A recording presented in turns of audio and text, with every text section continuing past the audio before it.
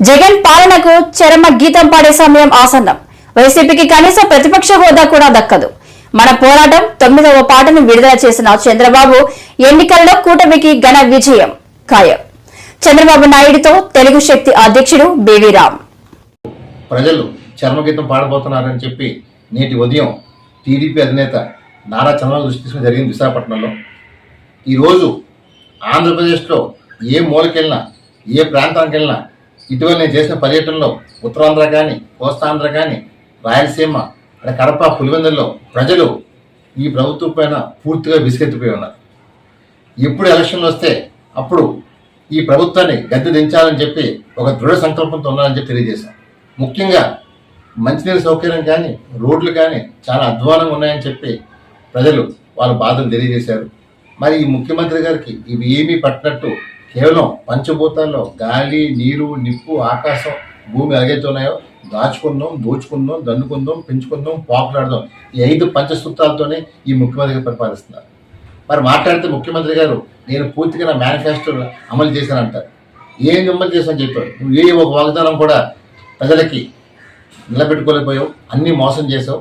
ఈవేళ ప్రజలు రేపు 13వ తారీఖుని ఎలక్షన్లో నీ ప్రభుత్వానికి కనీసం ప్రతిపక్ష హోదా కూడా రాకుండా ఓడించాలని చెప్పి ఎదురు చూస్తున్నారు. మరి ఈవేళ మేము ఒకటే పిలిపిస్తున్నాం రాష్ట్ర ప్రజలందరికీ, ఈ రాబోయే 2 రోజుల్లో ఈ ప్రభుత్వం, ఈ వైసీపీ నాయకులు రౌడీయిజం, గోండాయిజంతో ప్రజల్ని భయపెట్టాలని చెప్పి దాడులు చేస్తారు. అంతా దయచేసి ప్రజలు అప్రమత్తంగా ఉండాలని చెప్పి పిలిపిస్తున్నాం.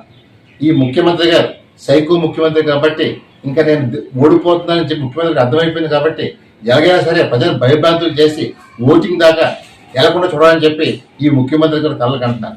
మేము ఒకటే కోరుతున్నాం కేంద్ర ఎన్నికల కమిషన్, దయచేసి ఆంధ్రప్రదేశ్లో కేంద్ర బలగాల్ని పెట్టాలని చెప్పి కోరుతున్నాం. ఓటింగ్ ప్రశాంతంగా జరగాలన్నా, సజావుగా జరగాలన్నా కేంద్ర బలగాలు పెట్టాలని చెప్పి మేము ఎన్నికల కమిషన్ కోరుతున్నాం. మరి ఈ ముఖ్యమంత్రి గారు ప్రజలు, యువత, మహిళలు, రైతులు, కర్షకులు, కార్మికులు, ఎస్సీలు, ఎస్టీలు, బీసీలు, మైనార్టీలు అన్ని వర్గాల వారు ఈ ప్రభుత్వాన్ని పడగొట్టడానికి చూస్తున్నారు. మేము ఇటీవలే ఉదయం మన పోరాటం 9వ పాటని విడుదల జరిగింది. ఇప్పటికే మేము విడుదల చేసాం. మా ప్రతి పాటలోనే జగన్ చేస్తున్న అరాచకాలపైన మేము ప్రశ్నిస్తూ పాటలు చేసాం. మా 9 పాటలు సూపర్ హిట్ అని నేను నారా చంద్రబాబు గారు అభినందించారు. నేను చేస్తున్న ఈ పోరాటాన్ని, ఈ ప్రభుత్వం పైన చేస్తున్న పోరాటాన్ని ఆయన మనస్ఫూర్తిగా అభినందించారు. అలాగే ప్రతి ఒక్కరు కూడా ముందుకు వచ్చి ఈ ప్రభుత్వాన్ని ఎండగట్టాలని చెప్పి ఆయన పిలుపుకోవడం జరిగింది. మేము ఒకటే కోరుతున్నాం రాష్ట్ర ప్రజలకి, నాడు బ్రిటిష్ లాంటి ఈ జగన్ని పరిపాలనని తరిమి కొట్టాలి, ఈ రాష్ట్రాన్ని కాపాడుకుందాం, మన తెలుగు జాతి గౌరవం నిలబెట్టి అది ఒక చంద్రబాబు నాయుడు సాధ్యం అని చెప్పి దశ దిశ మార్చి వ్యక్తి, ఒక విజన్ నాయకుడు చంద్రబాబు నాయుడు అని చెప్పి దయచేసి 170కి 170 స్థానాలు గెలిపించిన బాధ్యత నీ పైన, నా పైన, మన అందరి పైన ఉందని చెప్పి మనవి చేస్తూ సెలవు తీసుకుంటున్నాను. జై హింద్.